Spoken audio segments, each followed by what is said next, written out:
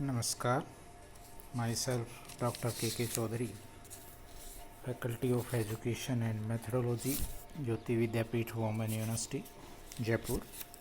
Subject understanding discipline and the subjects.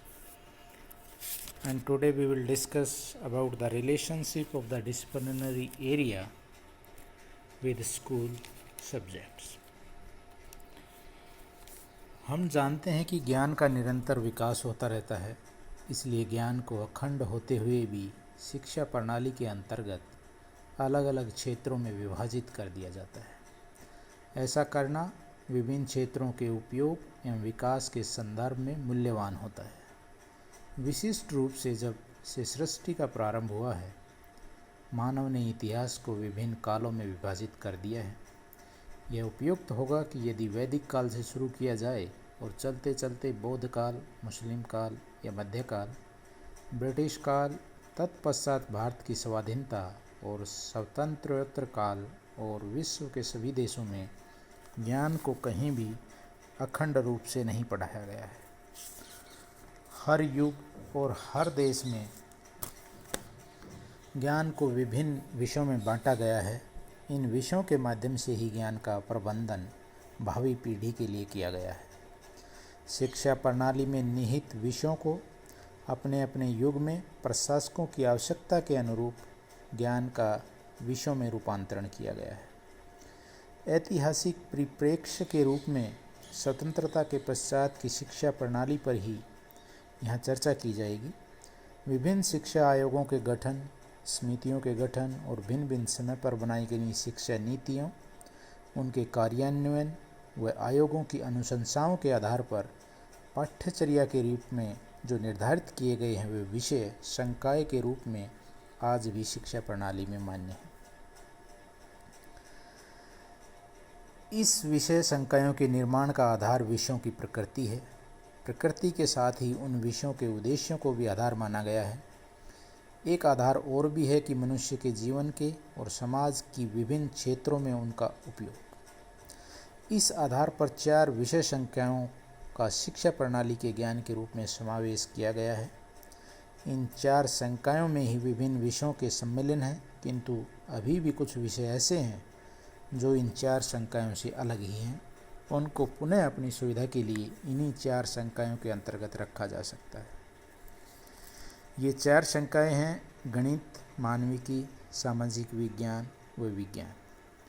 गणित संकाय में गणित संबंधी विषय यथा अंकगणित, रेखागणित व बीजगणित विषय हैं. मानविकी संकाय में सारी भाषाएं, चाहे किसी भी स्तर पर हों, किसी भी रूप में हों, प्रथम, द्वितीय, तृतीय भाषा हो, शास्त्रीय भाषा हो, विदेशी भाषा हो, सभी मानविकी वर्ग में सम्मिलित की जाएंगी. भाषा के पश्चात सारी कलाएं यथा संगीत, नृत्य, चित्रकला, लोक कला, वाद्य संगीत सभी मानविकी वर्ग में हैं. सामाजिक विज्ञान विषय के अंतर्गत इतिहास, भूगोल, राजनीति शास्त्र, अर्थशास्त्र, समाजशास्त्र व नागरिक शास्त्र आदि विषयों का समावेश मान लिया गया है. विज्ञान वर्ग का संबंध प्राकृतिक विज्ञानों से है. वे विज्ञान जो संसार के भौतिक स्वरूप में सम्मिलित वस्तुओं को मानव के लिए उपयोगी है तथा संसार की भौतिक प्रकृति पर प्रभाव डालती हैं और बदले में यह प्रभाव मानवीय समाज को प्रभावित करता है, सब प्राकृतिक विज्ञान के अंतर्गत सम्मिलित की जा सकती हैं. यथा सामान्य विज्ञान, भौतिकी, रसायन विज्ञान, जीव विज्ञान. ये तो प्रमुख विषय विज्ञान वर्ग में आते ही हैं.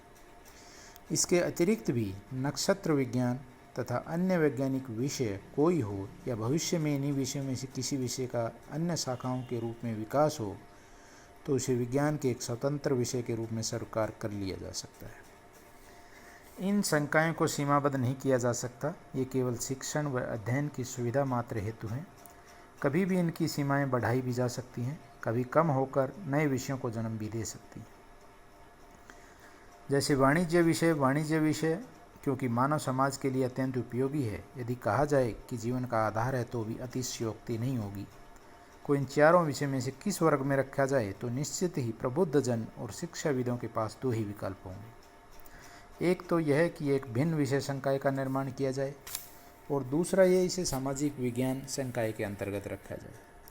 निसंदेह द्वितीय विकल्प ही अधिक मान्य होगा, क्योंकि सामाजिक विज्ञान संकाय के सभी विषयों का मानव समाज से सीधा संबंध है।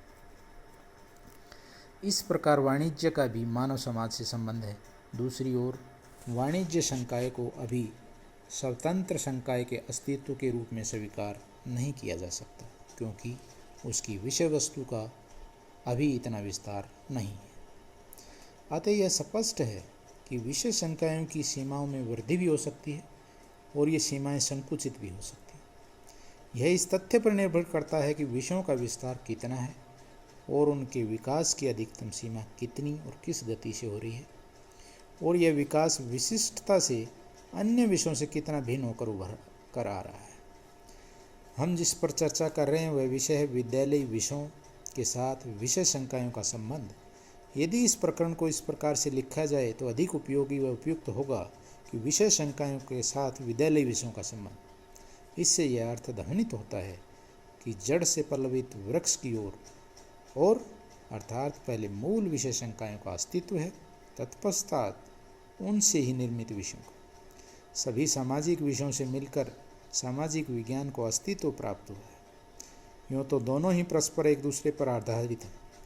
केवल सामाजिक विज्ञान संकाय को उदाहरण के रूप में लेकर तथ्यों को स्पष्ट करने का प्रयास किया गया है। यदि अन्य विषय संकाय वर्ग पर भी चर्चा की जाए तो यही स्थिति उभर कर आएगी, चाहे मानविकी वर्ग हो, चाहे विज्ञान वर्ग हो, चाहे गणित वर्ग हो। This is all about the relationship of disciplinary area with school subject, कि विद्यालय विषयों का अनुशासनात्मक क्षेत्र के साथ संबंध।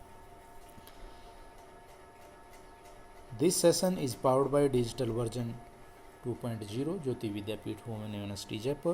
Hope you understand about the topic. If you have any query, please mention in the comment box. I will resolve it. Thank you. Thank you very much.